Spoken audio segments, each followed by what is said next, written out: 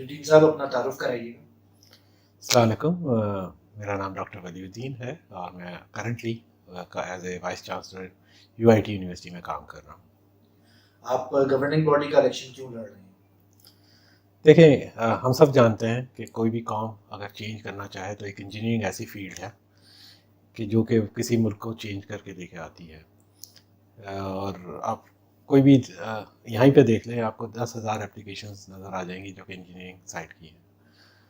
तो engineering council, Pakistan engineering council एक बहुत बड़ा इदारा है जो कि इसमें हमारी इकोनॉमी के लिहाज से उसको टर्न अराउंड के लिए बहुत इंपॉर्टेंट पार्ट प्ले कर सकता है।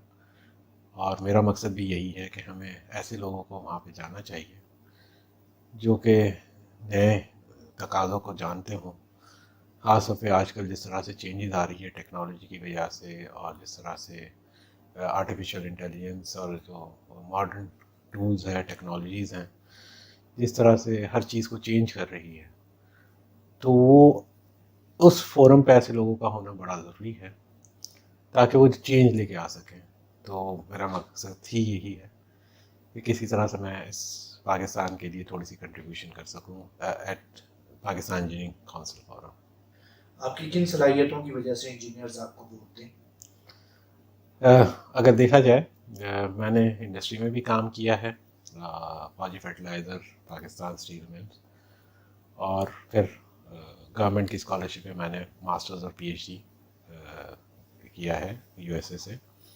और उसके बाद से डिफरेंट ऑर्गेनाइजेशंस एकेडमिक्स के अंदर मैंने काम किया है, जिसमें से हमदर्द है, सर सैयद है, अभी यूआईटी है, पीएनईसी नस्ट है और इकरा यूनिवर्सिटी है। तो एक बहुत एक्सपीरियंस हासिल किया है और उसमें मेरी इंटरेक्शन काफ़ी लोगों से रही है हर फोरम पे, वेदर इंडस्ट्री के लोग हों, एकेडमिक्स के लोग हों, चाहे वो गवर्नमेंट के लोग हों।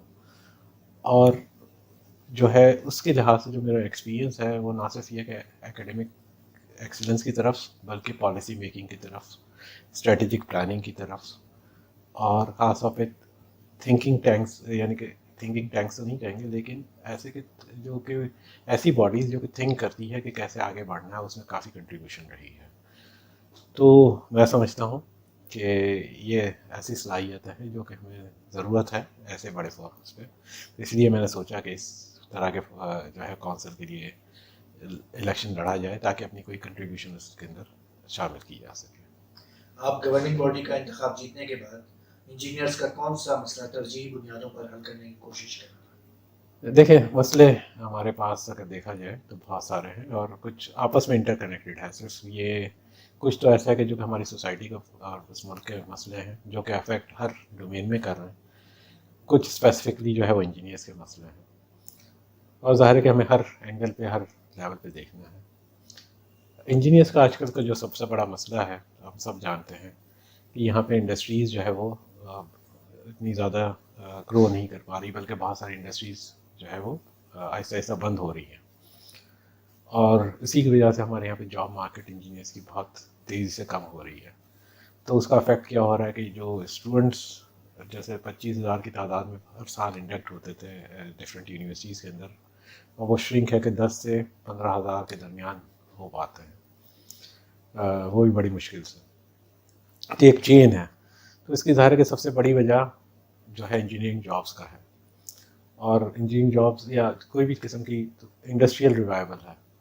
तो मेरे ख्याल से इस पर हमें बहुत सख्त तवज्जो देने की ज़रूरत है। ख़ास तौर पे बहुत सारी चीज़ों को हम स्ट्रीमलाइन कर सकते हैं अगर लेटेस्ट टेक्नोलॉजी को यूज़ किया जाए, और उसमें हम एफिशिएंट मैकेनिज़्म के थ्रू जो है हमारी इंडस्ट्री को रिवाइज कर सकते हैं।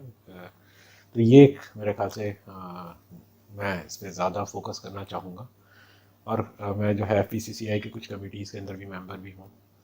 तो ये कि हमें मिलजुल के इनके साथ बैठ के काम करने की ज़रूरत है, जो कि मेरे ख्याल से इतना ज़्यादा इफेक्टिव नहीं हुआ, और मेरा उस लेवल पे जाके काम करने का प्रायोरिटी है, क्योंकि ये जो है इनिशिएट करता है सारी की सारी आपकी डिमांड को। तो इस पे काम करने का काफ़ी मेरा ख्याल है कि इस पर काम करने की बहुत सख्त ज़रूरत है, और मेरा सबसे की एरिया होगा ये इसी पे होगा। Thank you very much.